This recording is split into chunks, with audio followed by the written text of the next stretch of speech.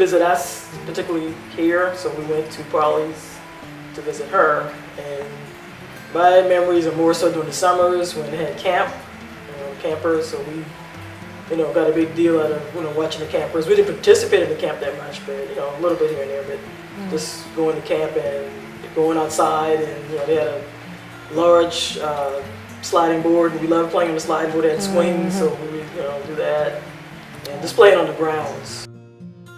I would say that one of my earliest memories of just being at her house, and as my sister stated, she didn't visit often because she was very devoted to community and being at school every day and whatnot. So she didn't take time off from teaching and doing those kinds of things. But I can remember fondly her allowing us to go down into the schoolhouse on the weekends, and then we would pretend to be teachers and play school. And I can remember some fond memories of us just down there. Okay, so my memories are completely different because I'm the youngest and there's such an age gap between us. So my memories are most of when she came to move with us to Mount Pleasant when she got sick. So I remember her being in the room right next to mine and me just going in the room and talking to her and taking my little dolls and toys over and bothering her, mainly.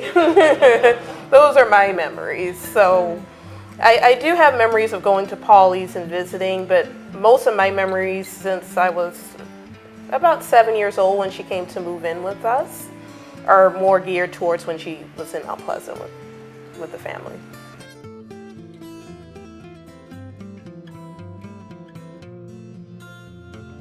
I can vaguely remember how he looked. I remember he was very tall. I always remember that, and he smelled like cigars. I remember this, that scent and even going. I think when we visited the house, I remember when we went to and when she passed, that room still had that scent of the cigar. But I can remember the height and remember that distinctive scent.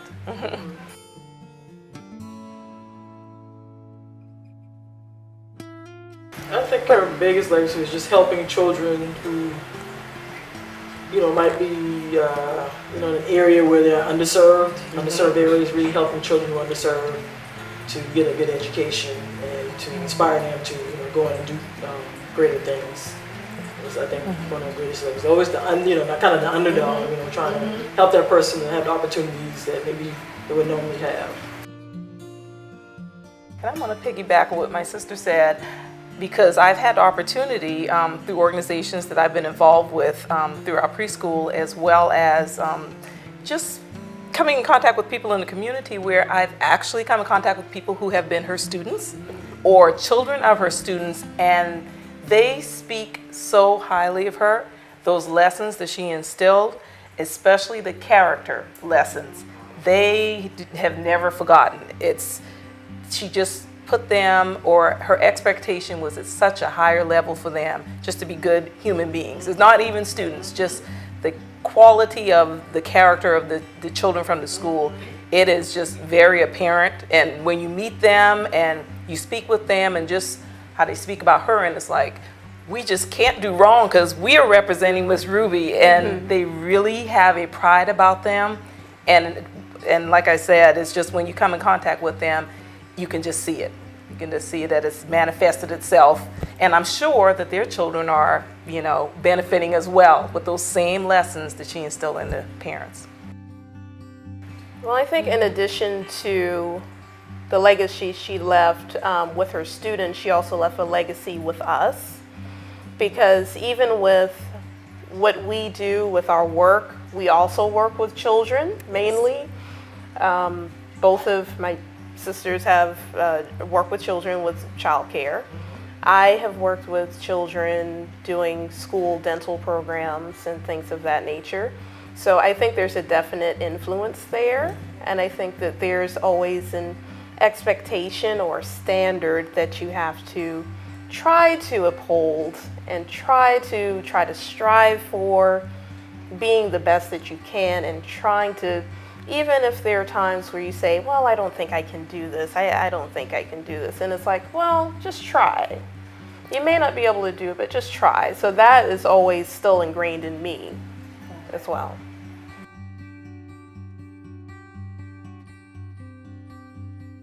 Well, I'm a proud owner of a preschool. This is Ruby's Academy, and we celebrated our 8th anniversary last week, actually. We serve about 70 students. We have infants here all the way through preschoolers. And our motto is always, never say I can't, always say I'll try. And that's something that and that's another part of the legacy. We still do it, and we still practice instilling very high moral characters in our children. We definitely have very bright students here, smart students, but we just feel if that character component isn't there, we've missed something. So we are adamant about putting out a very good product, as my grandmother would say, and we work very hard here to make sure that we care about the family. We put, children and families first, business second, and that's how we operate. And we have had a lot of success with it, and we have wonderful families here. We have, as she did, high expectations for our children as far as their behavior as well as academic skills. So we want to definitely continue that. I have a home daycare at the present time, and just like you said, a lot of the values that our grandmother instilled in us, we try to instill that in the students that we have. And I think a part of her legacy that we're talking about is that when you've seen pretty much one of us, all of us are pretty much the same. We're not like one kid is this way and the other one is way, way out here, but we all pretty much a mirror of each other, and I think that's a testament to her legacy as well. And then I am a general dentist. Right now I work with a community health center in downtown Charleston, serving the underserved, much like what my grandmother did in Pawleys Island. So again, that legacy lives on through us and what we do every day. So I'm very proud and very fortunate to be able to do what I do, and I love doing it. Graduated from Wando High School. I attended and graduated from the College of Charleston. Had an undergrad degree in psychology. After that, kind of determined that I needed a little more to actually get out into the workplace. So did a little exploration and decided to enter into school psychology. So I entered a master's degree program at the Citadel, ended up getting my master's in education from the Citadel, and then an additional year to receive an EDS, educational specialist degree in school psychology. I went to the University of South Carolina, graduated. My major was hotel, restaurant, and tourism. I really wanted to get into business at first. I worked at Lowe's for about maybe 8 years, and did some other retail experiences, and then finally came back to do the home business, which I thought would be a good start to go into something different. And got involved with the children, and through children and loving doing what I was doing, I decided to go into being a foster parent. So I did that in conjunction with the daycare, and Reverend as well. Yeah. Started off as a foster parent and got me involved. Sure we did. both, got involved in that way. Unlike all my brothers and sisters, I graduated from the Academic Magnet High School, not from Wando, in North Charleston. And then after that, I went to the great Howard University in Washington, D.C., keeping that legacy going. Another legacy. And after that, I took some time off and was deciding between going to med school or dental school. I finally decided between dental school, and I came back home to go to the Medical University of South Carolina here in Charleston. Graduated in 2011. After that, I did a general practice residency at Harlem Hospital in New York, and that was a 1-year residency, so I graduated in 2012. And since then, I've been working in various community health centers serving the underserved. I've worked in New York, I've worked in Myrtle Beach, and I actually met someone who knew my grandmother just kind of in passing. And she was very excited to meet me, which, still goes back to that. So that was very interesting. And so, like I said, now I work in Charleston, and I work at a community health center there. So.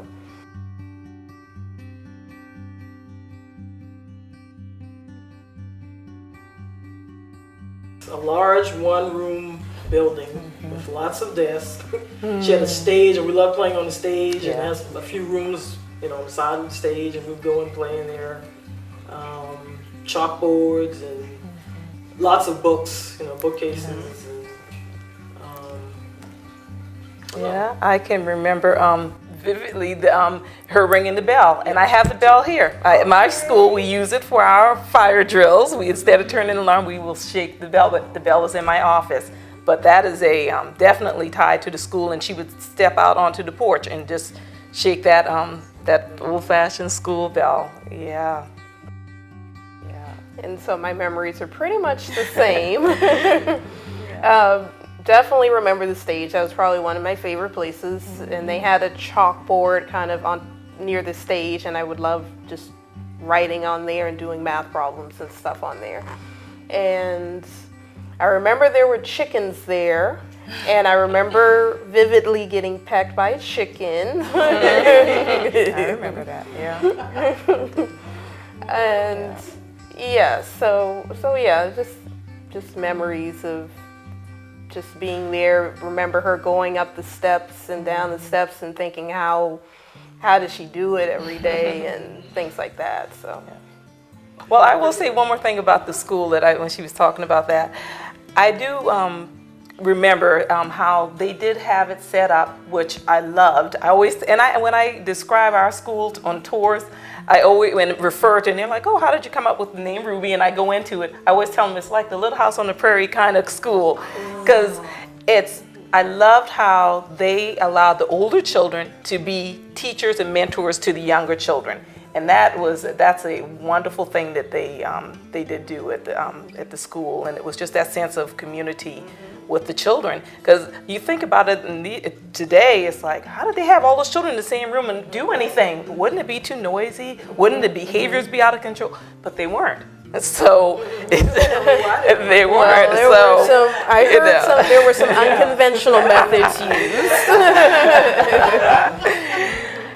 But those children appreciated it. They did. Yes, when you speak with them, it's like, we just got such value out of, how we were raised and how we were taught. And it was so nurturing. Even the tough lessons were nurturing. They really.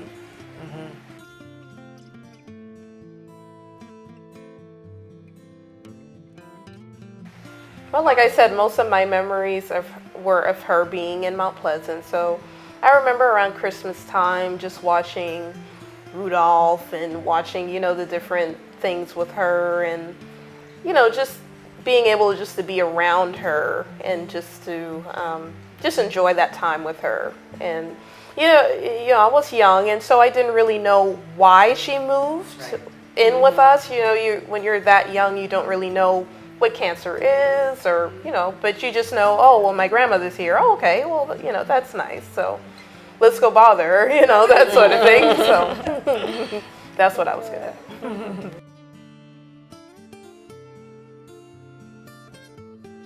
She was a no-nonsense kind of person, which I loved. Just kind of no-nonsense. It was, she would tell you the truth and just tell you the way, this is how it is kind of thing, kind of grandmother, not kind of, yeah.